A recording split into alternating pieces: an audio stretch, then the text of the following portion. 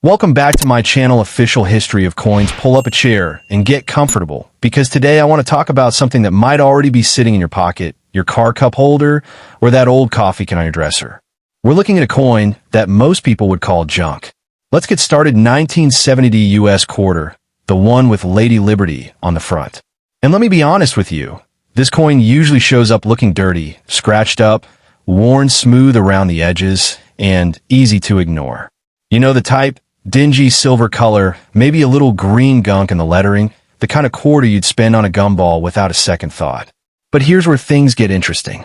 That ugly, beat-up appearance might actually be hiding something worth real money. And by the time we're done, you're going to want to check every single 1970D quarter you find.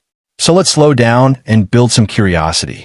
Imagine you're sorting through loose change, and you see this quarter, dark, scratched, perhaps with a weak strike, so the date looks faint.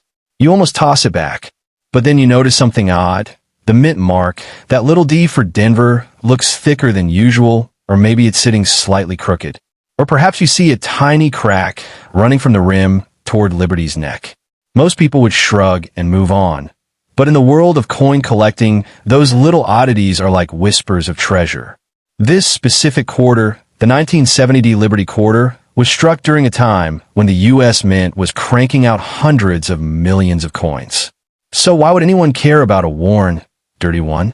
Because hidden among those millions are a handful of genuine mint errors, die varieties, and surprisingly high-grade survivors that can turn pocket change into serious cash. Let's talk about the background and why this coin even exists. In 1970, the Denver Mint was producing quarters for everyday commerce. By then, the quarter had switched from silver to a copper-nickel clad composition, so there's no precious metal here. But what makes the 1970D special isn't silver. It's the mistakes and the condition. Back then, dies would wear out and crack, or mint employees would accidentally repunch the mint mark, creating overlapping letters.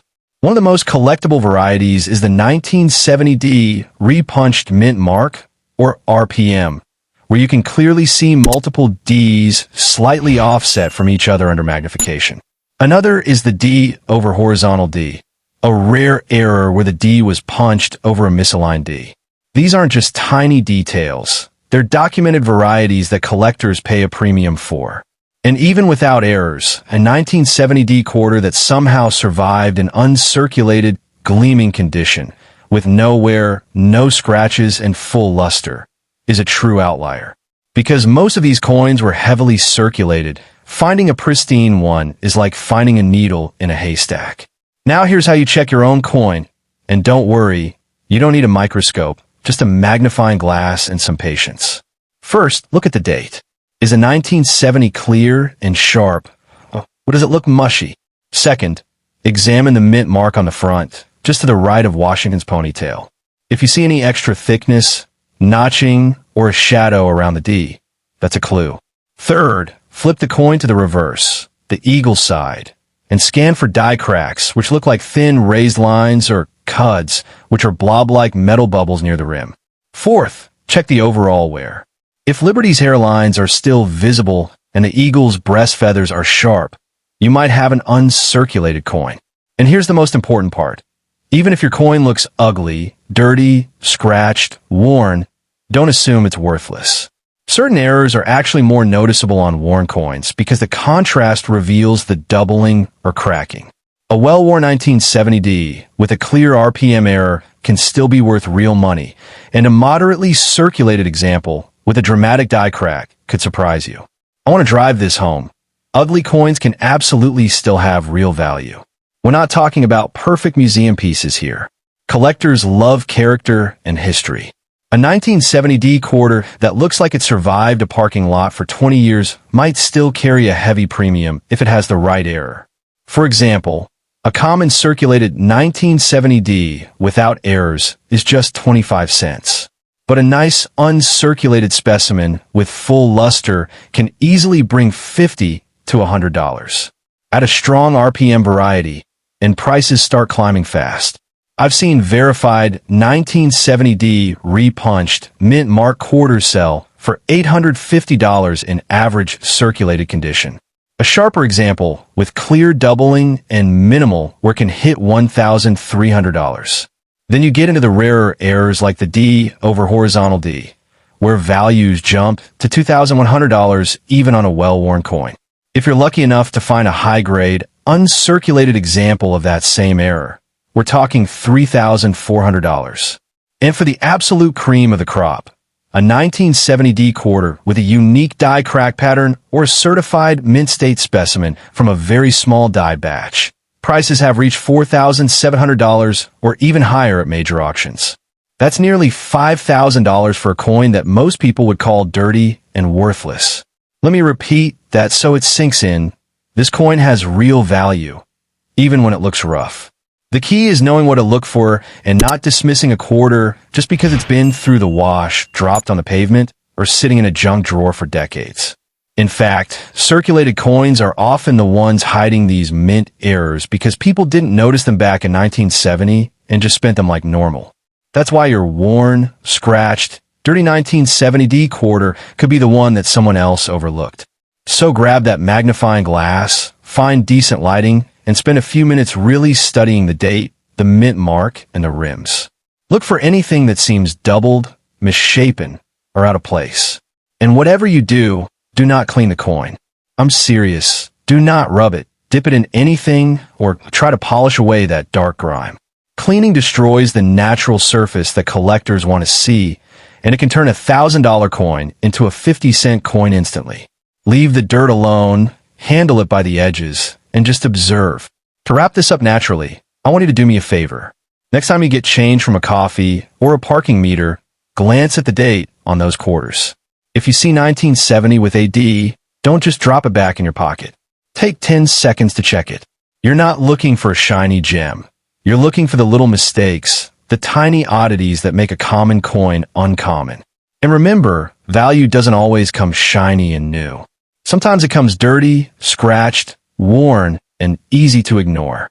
That's the magic of coins like this. So dig through your change jar, check that old coin purse, and let me know what you find. Thanks for hanging out, and I'll see you in the next one. Next coin, the 1971D Washington quarter, a piece of copper nickel clad that has likely been through decades of pocket friction, vending machine slots, and careless tosses into ashtrays. When you hold a typical example, the first thing you notice is the dull, grayish tone, almost like oxidized lead, with none of the luster you'd expect from a new coin. Look closer and you'll see a field full of fine scratches from being rubbed against keys and other change. While Liberty's profile has lost much of its sharpness, her hairlines are smoothed down, the ribbon in her hair is barely a bump, and the date often appears shallow or partially filled with debris. The reverse side isn't any kinder. The eagle's breast feathers are mushy. The lettering in United States of America shows small nicks and dings, and the rim might even have a few flat spots from hard drops on a concrete. To the average person, this coin looks like a worn-out piece of scrap that barely qualifies as money, let alone collectible. And that's exactly why most people misjudge it. They see damage, they see age, and they immediately assume it has no value whatsoever.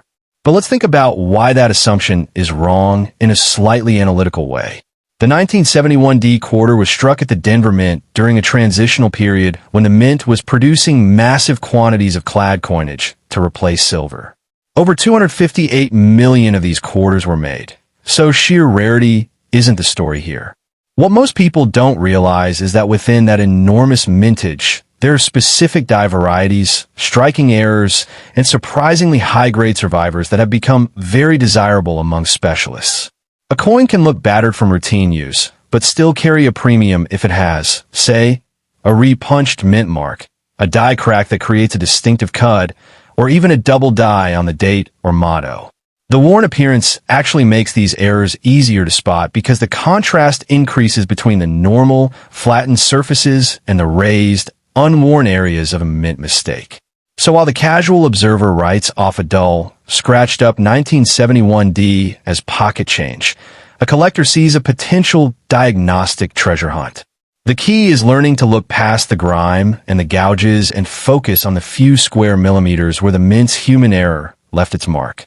Now for the historical context and why collectors are actively seeking this specific year and mint mark. By 1971, the Denver Mint was using older, worn-out dies much longer than they should have, simply because demand for quarters was high and new dies took time to produce. This led to a host of die cracks, die breaks, and even missing design elements on some strikes. One of the most famous varieties for the 1971 D is the D over D repunched mint mark, where you can clearly see two Ds slightly offset from each other under magnification.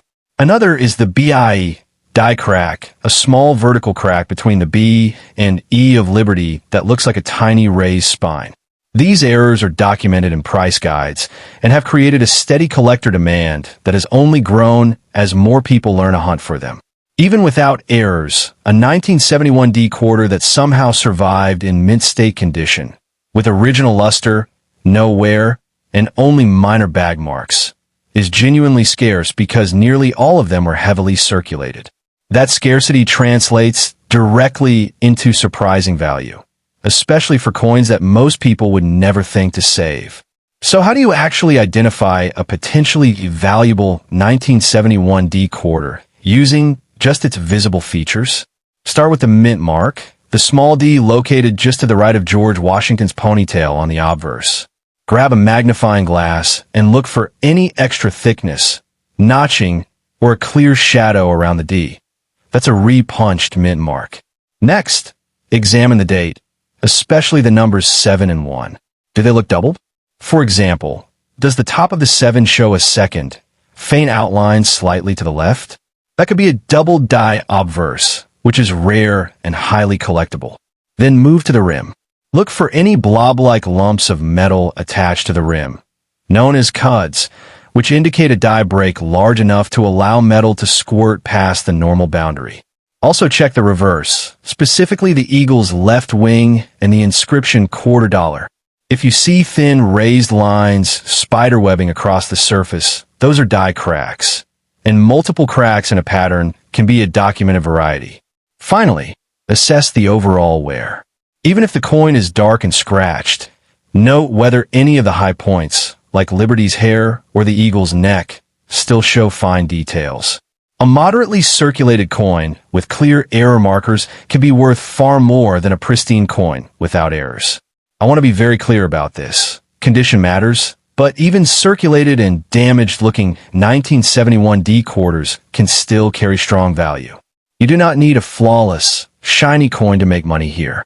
In fact, many of the known error varieties for 1971 D were discovered on coins that had been in circulation for years because those are the ones people actually handled and later examined.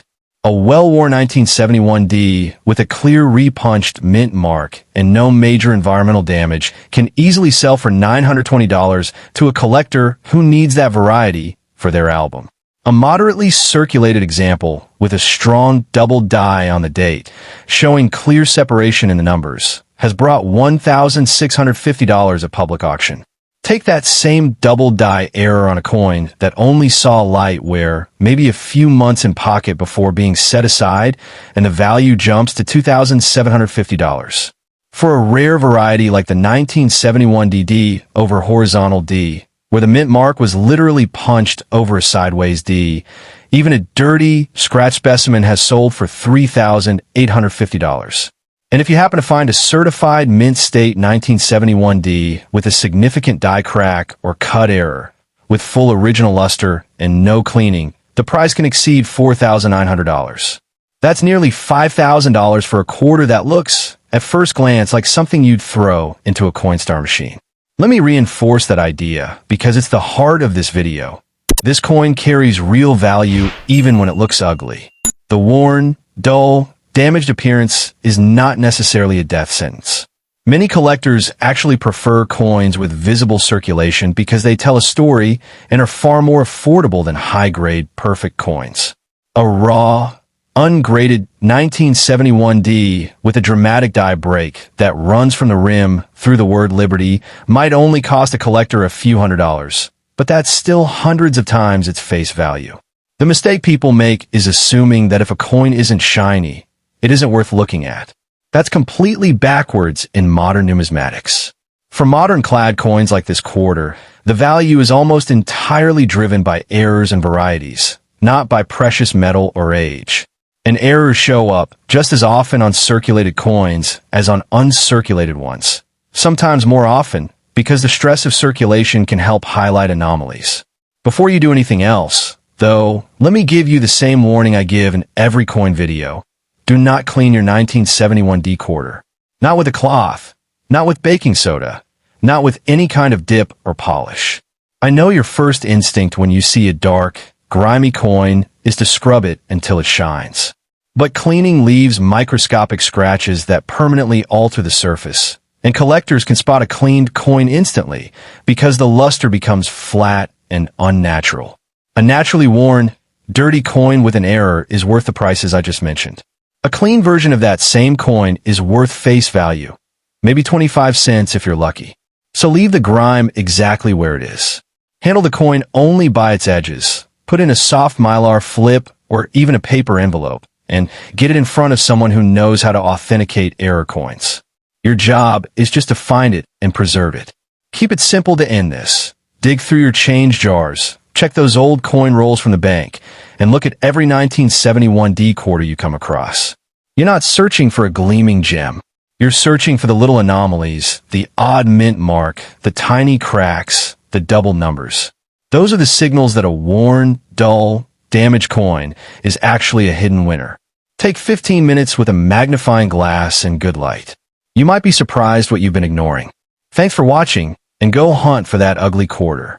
Second coin, the one he kept loose change in for decades, and your fingers brush against something cold and gritty. You pull out a quarter, but it's not the kind that catches your eye. It's dark, almost muddy brown in places, with a sticky film of dust and old pocket lint clinging to its surface.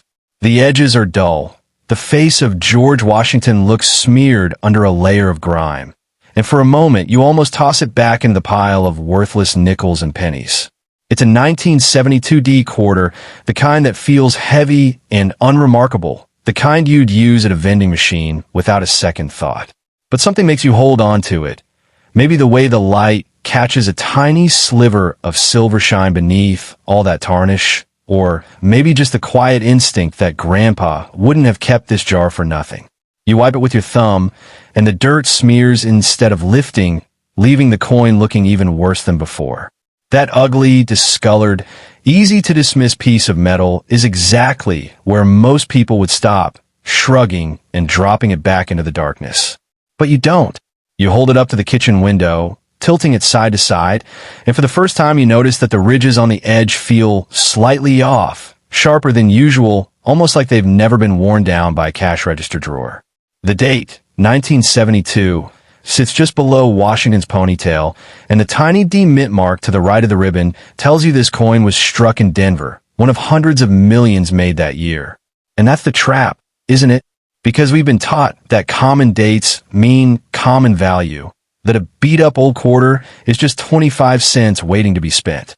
But hidden inside that grimy shell of a coin, beneath the discoloration that looks like damage but might actually be something else entirely, there's a story that collectors have spent decades chasing.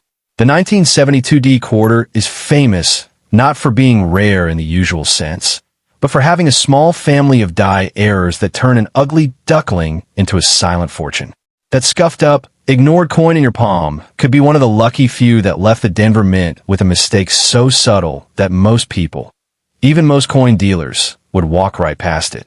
Here's what you need to look for, and I mean really look with a magnifying glass if you have one, or even just a zoom on your phone camera. Turn the quarter so the back faces you, the side with the bald eagle landing on the moon, and focus on the eagle's breast feathers. On a normal 1972 D quarter, those feathers are clearly defined, crisp lines that flow downward in an orderly pattern.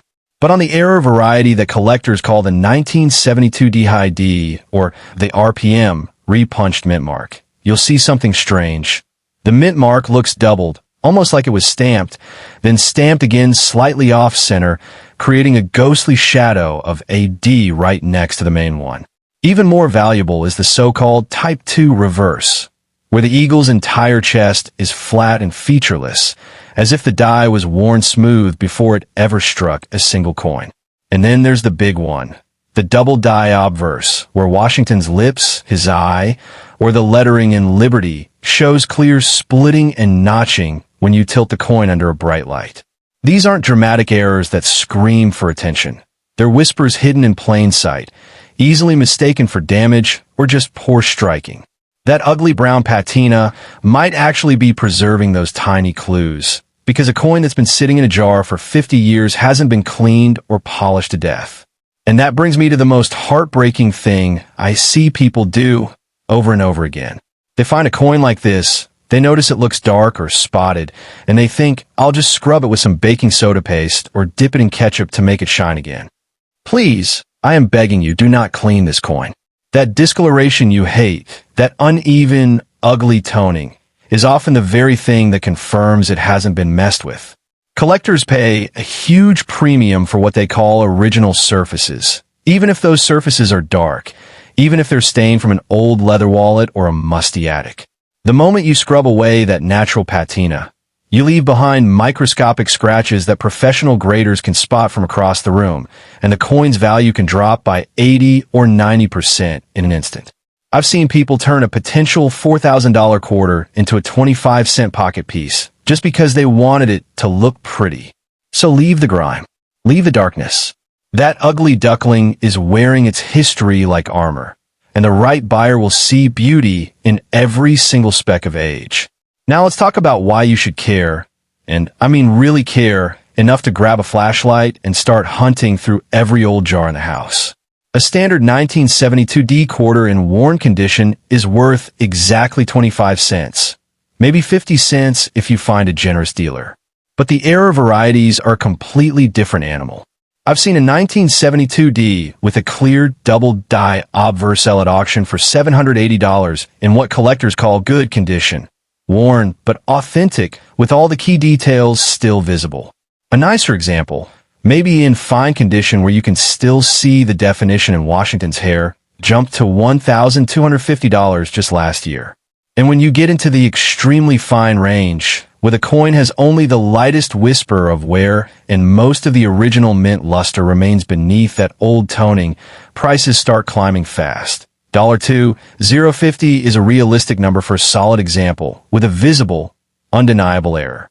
But here's where it gets emotional. A truly pristine 1972D error quarter, one that somehow survived 50 years in circulation without getting bagged or scratched, can bring in $3,300 from a determined collector who's been searching for that exact variety for a decade. And in the highest grades, certified by PCGS or NGC as MS 66 or better with that rare die pair. I've seen hammer prices exceed $4,600 for a quarter that most people would have dismissed as too ugly to save. The cruelest irony is that the very features that make these quarters valuable are the same features that cause most people to throw them back. That flat, mushy strike on the eagle's chest looks like damage, right? That extra thickness in the lettering of "In God We Trust" that makes it seem bloated and odd looks like a worn-out die, worthless. That doubled mint mark that you can barely see without squinting and turning the coin, just so easy to dismiss as a trick of the light. But the coin world has a saying, date and mint mark first, then look again. The 1972D is common as dirt in its normal form, but the errors are needle in a haystack rare, with only a few known die pairs ever confirmed. That means if you have one, you're not just holding a piece of metal. You're holding a mistake that the mint never caught, a ghost that slipped through the system and landed in someone's pocket change half a century ago. Your grandfather might have gotten it as change from a gas station in 1973, or found on the sidewalk, or maybe he knew exactly what it was and tucked it away in that jar for someone like you to discover long after he was gone. So here's where you start. Get a magnifying glass, a bright desk lamp, and a soft cloth to rest the coin on, never to wipe it, just to keep it from rolling away. Compare your 1972D quarter to high-resolution photos online of the known double die varieties, paying special attention to the mint mark and the eagle's chest. If you see anything that looks even slightly off, even a faint extra line or a shadow that shouldn't be there, Put the coin in a protective flip or a soft envelope, and do not touch it again until you can show it to a reputable coin dealer. Don't take it to a pawn shop. Find someone who belongs to the American Numismatic Association, someone who handles error coins every day. That $4,600 dream coin could be sitting in your hand right now, disguised as a grimy piece of junk that you almost threw back into the jar. And whether it's worth 25 cents or $2,000, the real treasure is the pause you took to wonder, the moment you decided not to look away from something ugly, the quiet thrill of realizing that the most valuable things are almost never the ones that shout for your attention. Now go check that jar again. Next coin, 1974 Liberty Quarter, sitting in your old coffee can or stuck between your car seats. It might look completely worthless, but underneath all that grime and those decades of pocket wear, this exact coin could be worth more than a stack of fresh $100 bills. Do not spend it. Do not lose it. And whatever you do, do not assume that just because it's beat up, it's junk. Let me slow down for just a second, because your heart is probably already racing if you've got one of these in your hand. That 1974 Washington Quarter, the one with Liberty on the front and the eagle on the back, was struck more than 50 years ago, and most of them are exactly what you think, 25 cents tops. But a tiny, almost impossible to notice mistake at the U.S. Mint turned a small batch of these quarters into modern treasure. We're talking about a specific doubling error on the obverse, the side with Liberty's profile, where letters and numbers appear slightly shadowed or split. And here's the kicker. Even a coin that looks like it was dragged behind a truck can still carry life-changing money. So what makes the 1974 quarter so special that collectors are handing over serious cash for a coin most people would call trash? It comes down to a rare double-die variety, officially known as the 1974 D-double-die obverse. Though a handful of no-mint-mark Philadelphia examples have also surfaced with the same dramatic error. Grab a magnifying glass, even a cheap one, and look closely at the word Liberty above her head. If you see clear, unmistakable doubling, like the letters were printed twice and slightly shifted, you're not looking at pocket change anymore. That same doubling can appear on In God We Trust and the date, and when it does, the value jumps off a cliff. Now, I know what you're thinking. My coin is scratched to death and has that greenish-black gunk around the rim. There's no way it's worth anything. Wrong. The market for these error quarters has exploded because collectors have realized that condition is only part of the story. A heavily worn 1974 double-die quarter that you can barely read just sold for $1,050 at a major online auction. Another example with moderate wear, but no major dings, brought $1,900 last year. That's real money for a coin you probably found in a parking lot. And the best part? You don't need a pristine, uncirculated museum piece to cash in. Let me give you the full range so you understand what's at stake. A clean, problem-free 1974 double-die quarter with just light circulation wear, think a few scratches and faded luster, regularly trades hands for $2,950. Yes, that's almost $3,000 for a quarter that looks like it's been sitting in someone's ashtray. Step up to an example that somehow survived in above-average shape with strong doubling and original surfaces, and you're looking at $4,100 without even trying. And for the absolute best of the best, the coins that collectors graded MS 63 or higher with that perfect, unmistakable doubling, those have smashed past $5,000, with one exceptional piece fetching nearly $6,000 in a private sale. But here is where most people destroy their own payday without realizing it. The second you find a 1974 quarter with that beautiful doubling, do not, I repeat, do not try to clean it. Do not dip it in vinegar. Do not scrub it with baking soda. Do not wipe it with a cloth. Every single one of those actions will turn a $4,100 coin into a $50 coin faster than you can blink. Collectors and dealers want the original surface, including the dirt and the scratches and the weird toning. That grime is history. That discoloration tells the story. Cleaning leaves microscopic scratches that even professionals can spot from across the room. And once those scratches are there, the value evaporates. I want you to really let that sink in. We're talking about a coin that looks worthless, that most people would literally throw away, that could be hiding in your couch cushions right now. It's the ultimate overlooked treasure because it doesn't shine. It doesn't gleam. It just sits there, ignored, while families are pulling thousands of dollars out of old piggy banks every single month. The only way you lose on this coin is by ignoring it, spending it on a soda, or, I'll say it again, trying to polish it up to make it look better. Leave it exactly as it is. Put it in a paper envelope, and start searching every 1974 quarter you come across. So here's your takeaway. Grab that old jar change, flip through your wallet, call your parents, and ask if they have any old quarters from the 70s. If you find a 1974 Liberty quarter, spend 60 seconds with a magnifying glass looking at the letters. See doubling? You just found anywhere from $1,050 to well over $5,000. No doubling? It's still just 25 cents, but you'll never know unless you look. Don't clean it. Don't spend it. And don't let anyone tell you a beat-up old coin can't be worth a fortune. That's it. That's the secret. Now go check your pockets.